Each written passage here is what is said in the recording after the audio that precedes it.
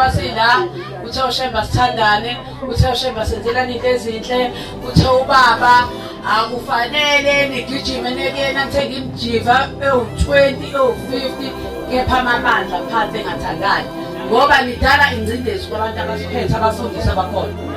Ayikho into ebuhlungu nje ukulamula amabandla uMtholo kaShemba. Uthothi umfundisi manje afana akhethe ukuthi wangena la noma angena.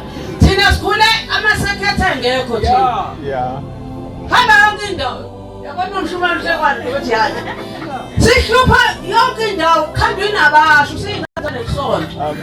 Sithi masifikile ukukhamba nto uNkulunkulu azakukhumbula. Athi asikhona ingane eqala emzini omdala kodwa le nto ekhona manje uShemba khona umsebenzi ayibekele wona. Sibekela ukuthi asigijimise izwi kaNkulunkulu ayibonge inkosi. Ingakho sila ngoba ozungu bahamba yonke indawo ngeke ngambone efika ezweni lakithi kuhamba insizwa kaMtshali asengithi ngingakwazi ukuzala noma ngingayihona leyo mali. Ilungile mina uNonyazi. Makoti uNkulunkulu sicela ukukhumbule unenhlanhla enkulu. Umshado inqabile ayikho.